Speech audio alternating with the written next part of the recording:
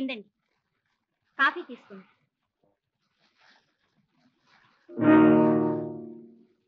గుండె నిండా విషం దాచుకుని పెదవుల మీద తేనె పూసుకున్న వాళ్లను దేవుడు ఎందుకు పుట్టించాడంటావు కస్తూరి? ఏమిటండి ఇవాళ ఎందుకు ఇలా ఉన్నారు?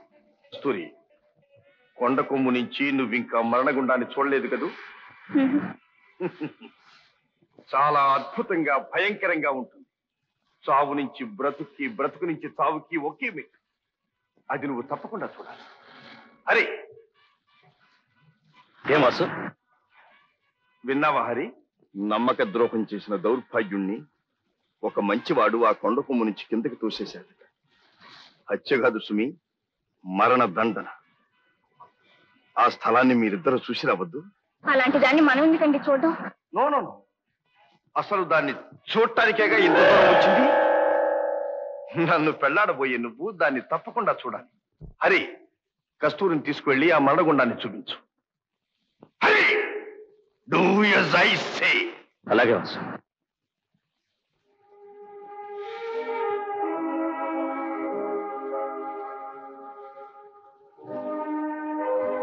బాబు, ఆనాడు నువ్వు, ఈనాడు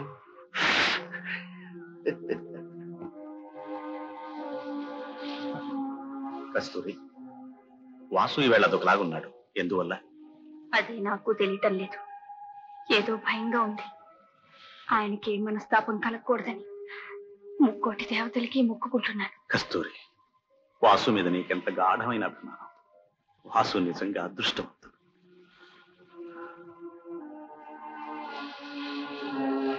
జాగ్రత్త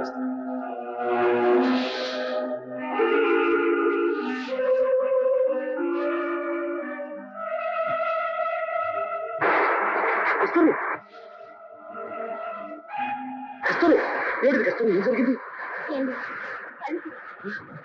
చూచావా? అప్పుడు నేను చెప్తే విన్నావా? చూడు, నువ్వే కన్నారా చూడు.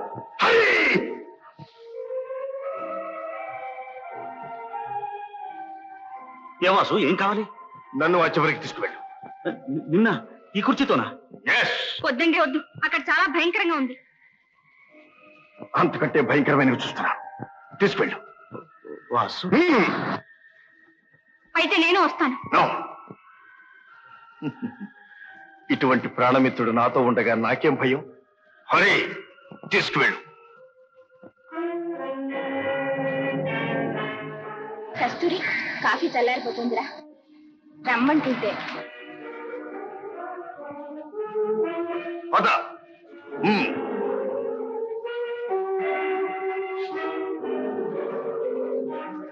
ఇంకా పద. ఇంకా ఎందుకులే వాసు, ఇక్కడి నుంచి బాగానే కనిపిస్తోంది. చాలు, చావు బ్రతుకుల సరిహద్దు రేఖ దాకా వెళ్ళాలి. వాసు, వాసు, వాసు, చావు.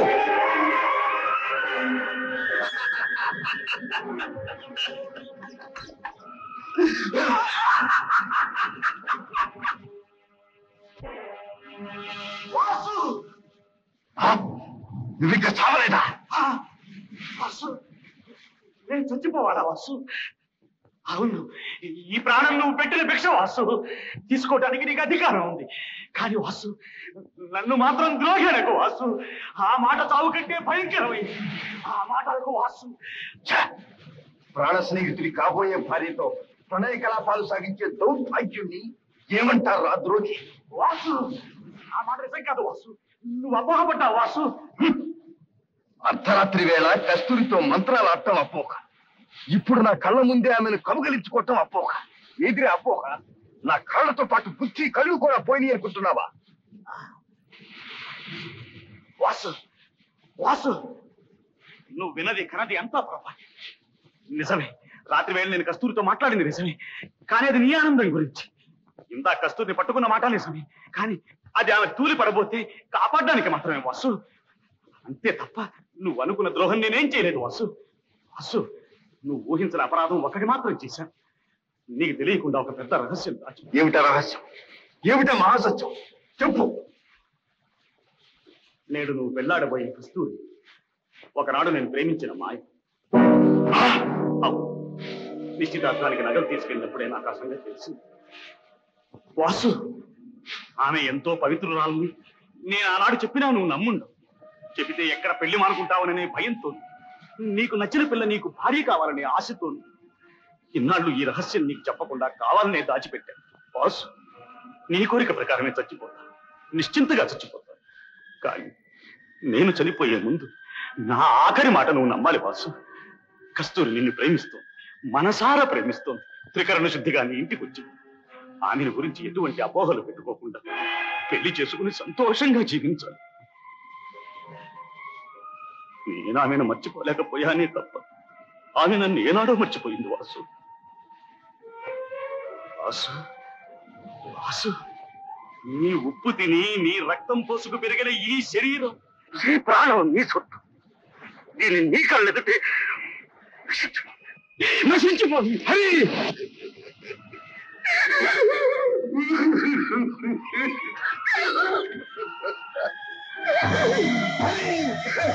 ద్రోహి నువ్వు కాదు, నేనే మీ జీవితాలను నాశనం చేశాను. నేను మనిషిని కాదు, రాక్షసుని, పెద్ద మనిషిలా కనపడే కిరాతకుల్ని, హంతకుల్ని. అడవిలో తిరగవలసిన మృగాన్ని మనుషుల్లో తిరుగుతూ హత్యాకాండ సాగిస్తున్నారు. వాసు, వాసు, వాసు,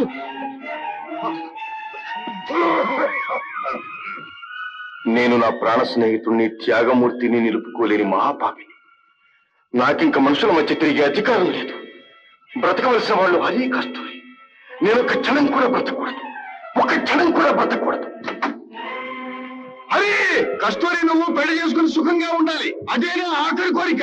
అప్పుడే నాకు మనశ్శాంతి. వాసు,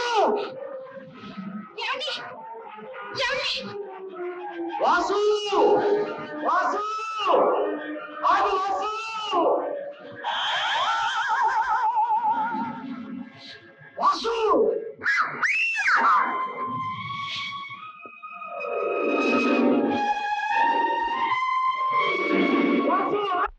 హరి, ఏమిటిది? సుభద్ర, నన్ను సుభద్ర అవదులు. వాసు పోయిన తర్వాత నేను మాత్రం బ్రతికితేరికి వదులు వీడు సుభద్ర. హరి, నీకేమైనా పిచ్చెక్కిందా?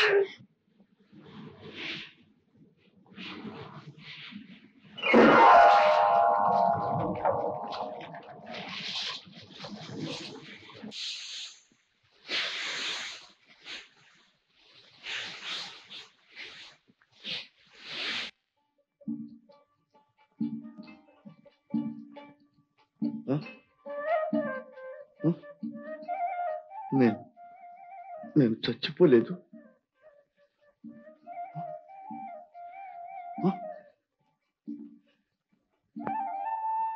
రామదాసు, నువ్వా? అవును బాబు, నేను అక్కడ రంగడ కోసం వెతుకుతున్నాను. ఇంతలోకే తమరు ఆ కొండ మీద నుంచి పడిపోవటం చూశాను. అదృష్టం బాగా ఉండి నీళ్లు లోతుగా ఉన్న చోట పడ్డారు కాబట్టి బతికారు బాబు. భగవాన్, నీవు నన్ను తిరస్కరించావు. ఈ కుంటివాడు బరువవుతాడని నీవు కూడా నన్ను తిరస్కరించావా స్వామి?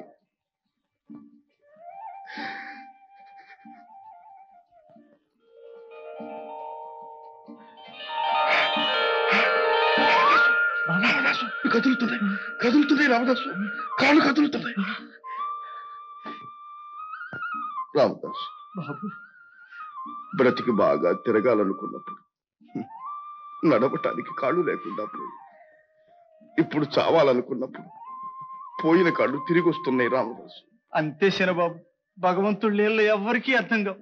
లేకపోతే ఒకప్పుడు మిమ్మల్ని చంపాలనుకున్న ఈ చేతులతోటే మిమ్మల్ని బతికించేటట్టు చేశాడు. చూసారా బాబు? బంగళాకెళ్ళి శనబాబు గారితో చెప్పి. రామదాసు బాబు, నేను బతికినట్టు కానీ ఇక్కడ ఉన్నట్టు కానీ ఎవరికి చెప్పద్దు. తరా దీనికి కారణం తర్వాత చెప్తాను. నేను ఇక చచ్చిన వాళ్ళల్లో నిజం, అంతే.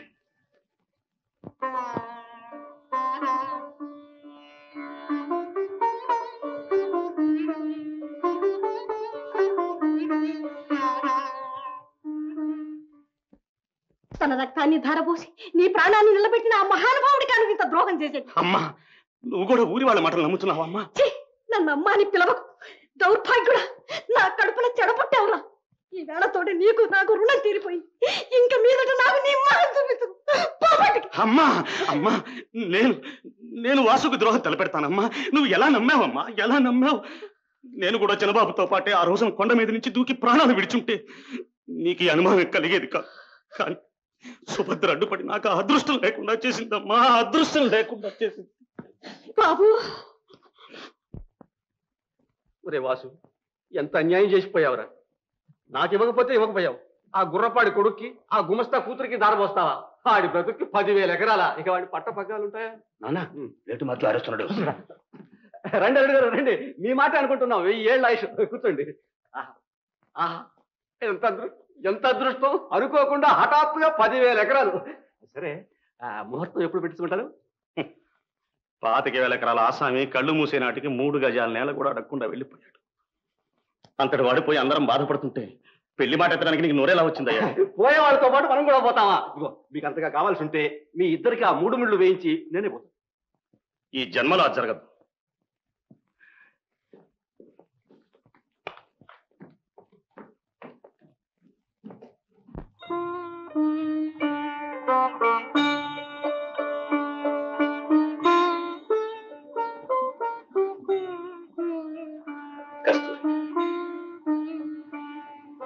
కస్తూరి,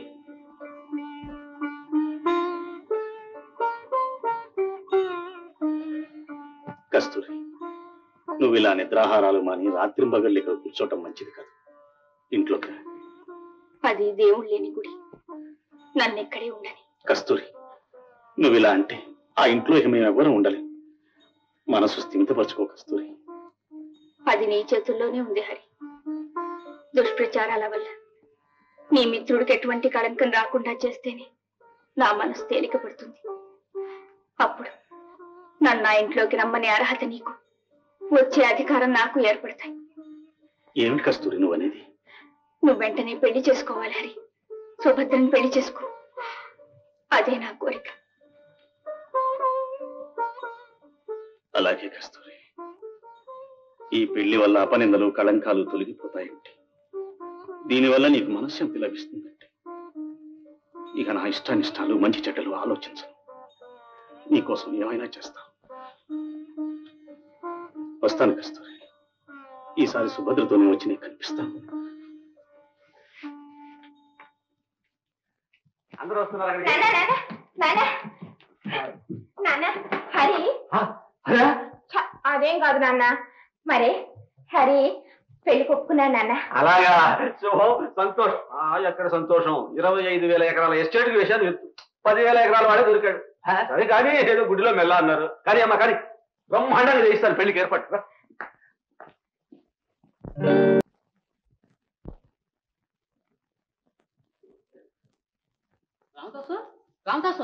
ఏం బాబు, బజార్ వెళ్ళాడు?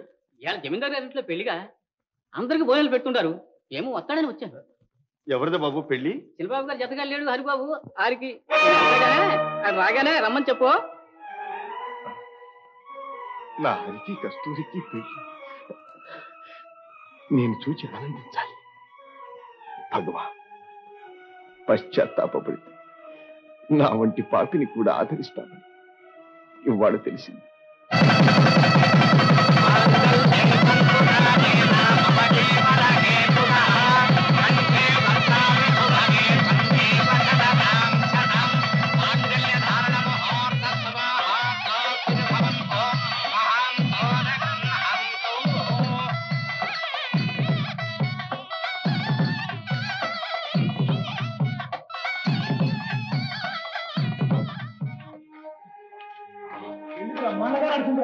పెళ్లి కొడుకు పెళ్లి కూతురు చిలకా కోరింకల్లాగా ఉన్నారు.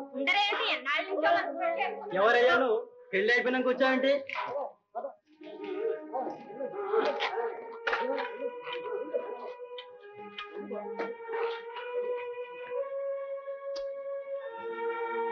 అక్కడ దాకా వచ్చి పుచ్చుకోవడానికి నామోషి కావాలి దొరగారికి. బట్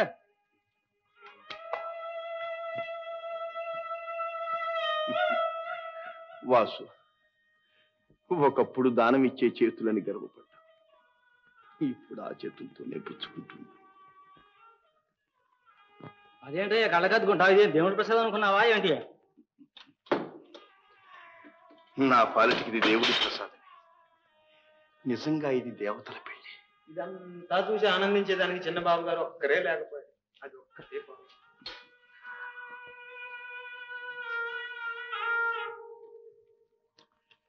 వాసు, నువ్వు కోరుకున్న శుభం నెరవేరింది. నీ అజ్ఞాతవాసం ఫలించింది.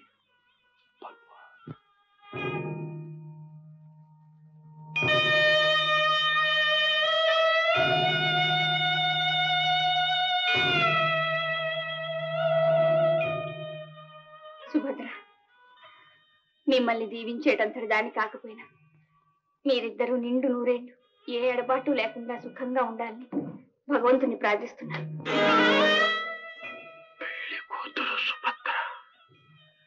ఇవాళ నా మనసు ఎంతో ఆనందంగా ఉంది. జీవితంలో నేను కోరుకునేది ఇంకేమీ లేదు. సుభద్ర, ఇందా ఏమిటిది కస్తూరి? వారు నాకు అప్పగించి వెళ్ళిన ఆస్తి. వారి తరఫున నేను మీకు అందజేసే పెళ్లి కానుక. కస్తూరి, కస్తూరి, నువ్వు నిజంగా దేవత. నేను నీ గురించి పూర్తిగా అపోహపడ్డాను, అన్యాయంగా అనుమానించాను. అందుకు క్షమించమని అడగటానికి కూడా నాకు నోరు రావటం లేదు. ఒకప్పుడు హరి నేను స్నేహితులమే, చనువుగా తిరిగిన మాట నిజమే. కానీ నా హృదయాన్ని ప్రేమామృతంతో నింపి నాలో భగవంతుడే నిలిచిన వారు వేరు. చీకటింట దీపకాంతిలా నా మనసంతా వారి ప్రేమతో నిండిపోయింది. నాటి నుండి మరో వ్యక్తి క్రీనీడ కూడా నా మనసులో పడలేదు. అయినా నేను అపరాధిని. వారిని భక్తురాలిగా పూజించాను, తల్లిలా సాకాను, దాసిలా సేవించాను, మనసారా ప్రేమించాను. కానీ మనసిచ్చి వారిని సంతోషపరచలేకపోయాను. అందుకు ఈనాడు ఎంతో పరితపిస్తున్నాను. కస్తూరి, చిన్నబాబు గారిని నువ్వింత గాఢంగా ప్రేమిస్తున్నావని తెలిస్తే ఆయన ఎన్నటికీ చనిపోయేవారు కాదు. అవును, వాసు ఎన్నటికీ చనిపోయేవాడు కాదు. అందుకే బ్రతుకున్నాడు కూడా. భగవాన్ నాలో జీవకళిక ఆరిపోకుండా నిలిపిందిద్దుక. నా మీద ఎంత దయస్వామి నీకు.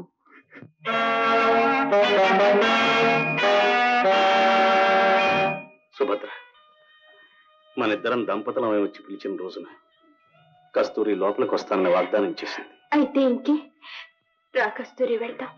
మీరు పదండమ్మా, నేను పూజ ముగించుకొని వస్తాను.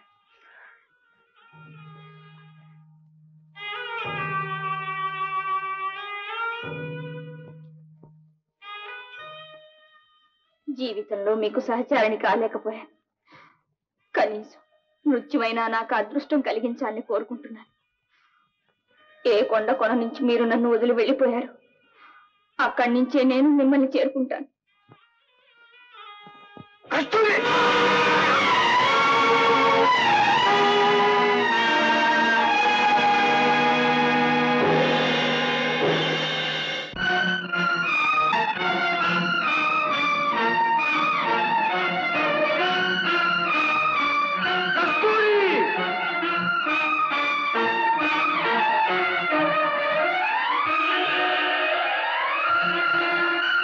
కస్తూరి,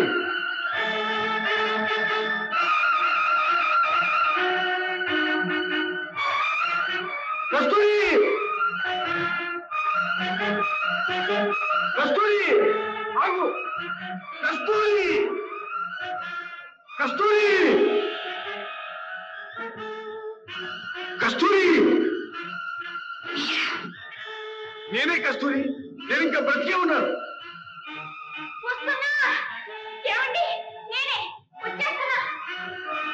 కస్తూరి, కస్తూరి, కస్తూరి,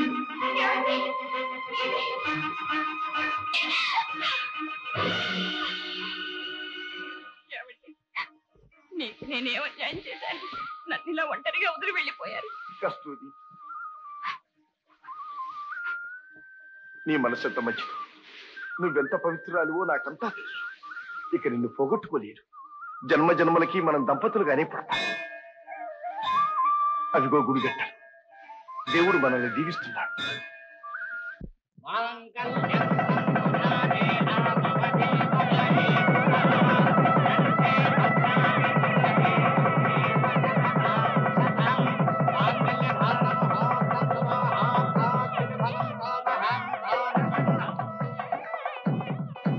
ఎవరికి వారవు స్వార్థంలో హృదయాల రుదవు లోకంలో నాకై వచ్చిన నెచ్చెలివే అమృతం తెచ్చిన జాబిలివే నాకమృతం తెచ్చిన జాబిలి.